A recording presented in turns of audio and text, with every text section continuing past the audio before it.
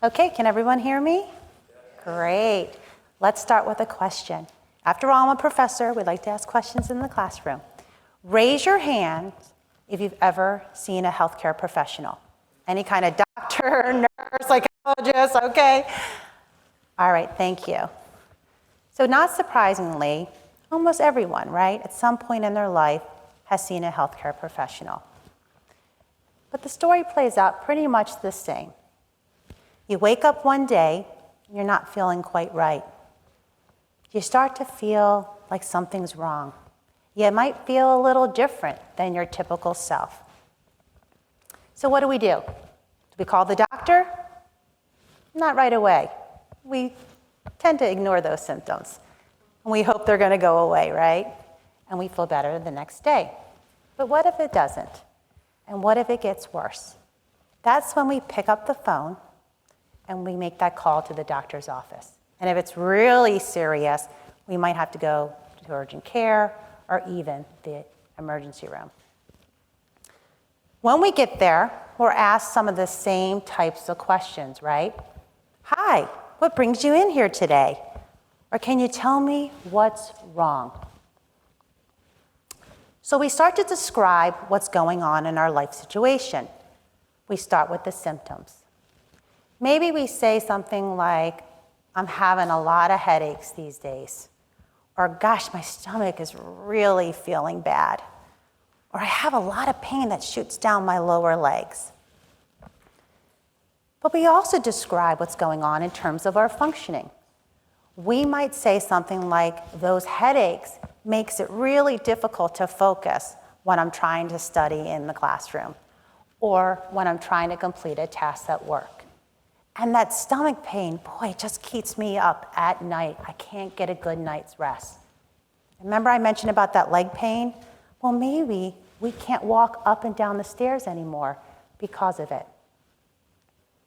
And why do we focus on functioning and describe what's going on from a functional perspective? It's because functioning matters.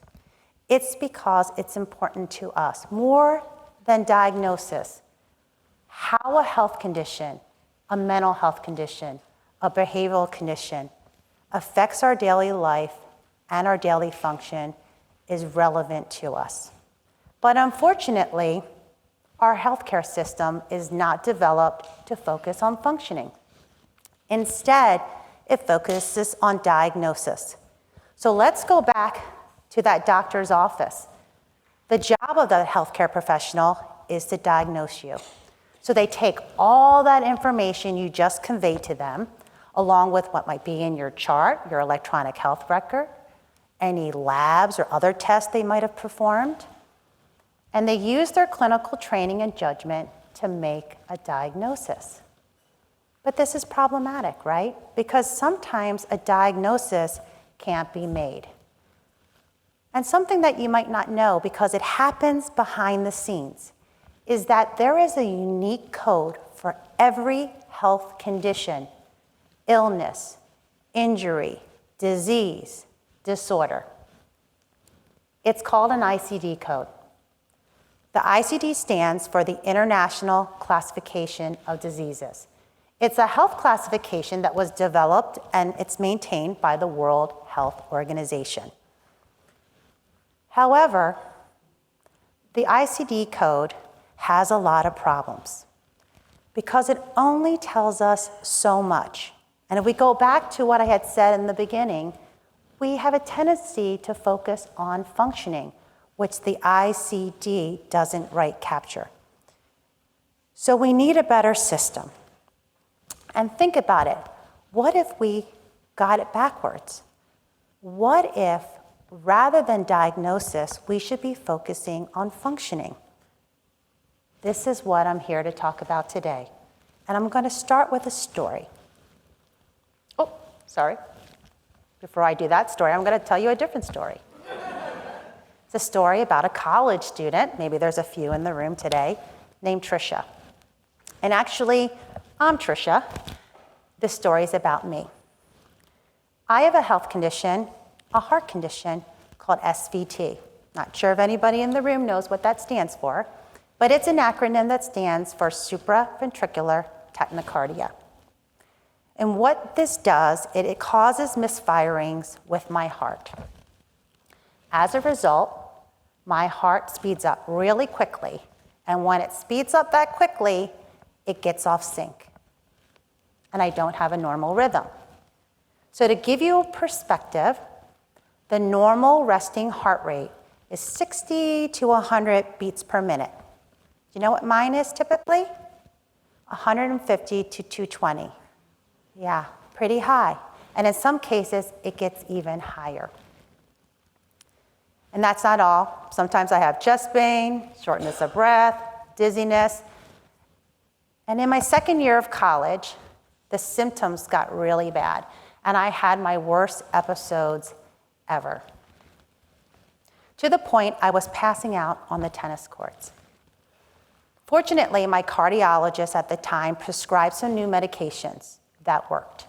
And soon, both my heart and my life got back on track. But my doctor strongly recommended that I choose a different career path. I was planning to go into medicine, go figure. Because he thought that it would just be too much and too taxing, the rigors of medical school on my heart. So what did I do? I was a good student. I listened to the doctor, and I changed my profession. And I found myself in social work. Ironically, I found myself working long hours, back-to-back shifts, overnights in residential services, pretty much mirrored what I would have been going through if I had decided to go to medical school. Guess what? Or guess what else? My heart was just fine. I was able to handle all that stress, all those long hours without any problem. So for years, I thought, what if? What if my doctor, rather than assuming, based on my diagnosis, my heart condition, would have actually taken into consideration my actual functioning? And within the context, right?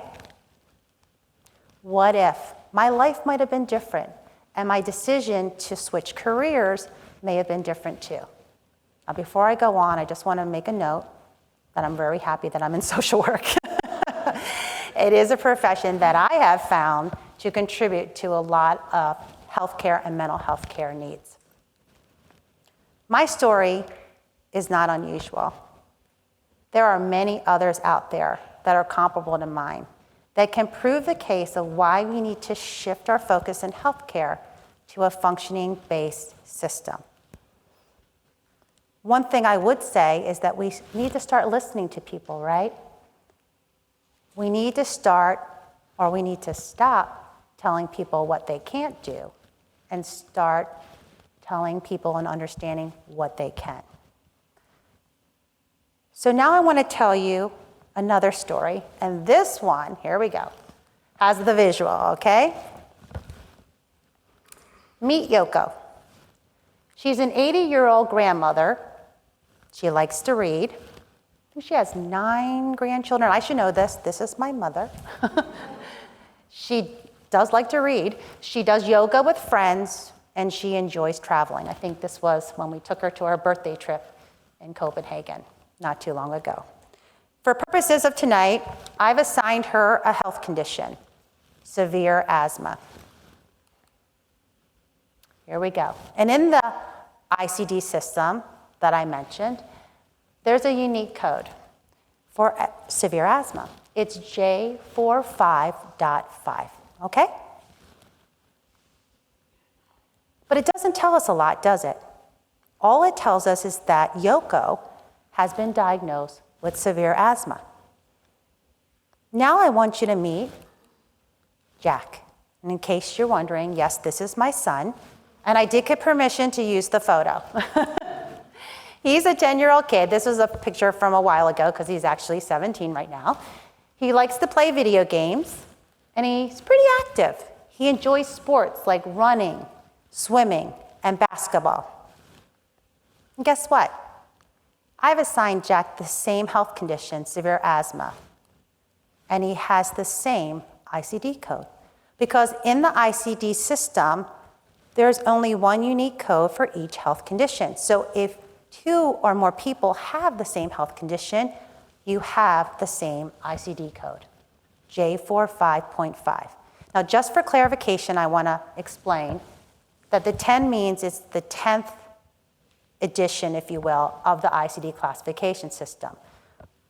WHO actually has an 11th version, but in the United States, we haven't quite yet got to that. We're actually using a clinical modification, but that's a little bit more for my point here. The point is, okay, are we going to go? Both Yoko and Jack have the same health condition, which means they have the same code. But here's the next question. Raise your hand if you think Yoko and Jack are the same. Nobody's raising their hands now. And you would be correct. They're not the same, are they? They're very different. But ICD system confines us to that single code, despite having different lives. We need a better system in this country. We need a system that will move us to a functioning-based system. We need a system that's going to allow us to go beyond that single code, to capture that wealth of information that defines us, that identifies us. We need a system that also brings in the environment, which we know has influence on how a person functions from day to day. I've been talking a lot about problems in the healthcare system and the need for reform. But as a good social worker, I can't leave without giving you a solution. And fortunately, we have one. Right here. It's a little red book. Now everything's electronic, so you can go online and find out about this classification. We have a classification that actually captures all that other information. So while the ICD captures that diagnostic information, what's known as the ICF captures everything else. The ICF is also maintained by the World Health Organization. It was developed in the late 1990s, and as a PhD student, I had the opportunity to actually work on developing it. So I was really excited, of course, because I had a lot of personal experience to contribute. The ICF stands for the International Classification of Functioning Disability and Health. And as I said, has everything else. All your body functions and structures, a full range of activities and participation, as well as the environment and personal factors too.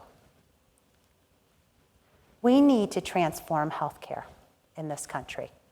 We need to move to a functioning-based system. If anything that I want you to leave with today is to remember that a diagnosis is not the end of your story, but it's rather a powerful beginning. And if we can bring in a functioning-based system and use the ICF with ICD, we're going to be able to capture the full functioning, the full picture of what a person's health situation is. If we truly want to advance societal priorities, we must transform healthcare away from a system that just reacts to illness to one that proactively nurtures and cultivates human functioning and flourishing. In closing, remember, health conditions may share the same code, but real lives do not. Thank you.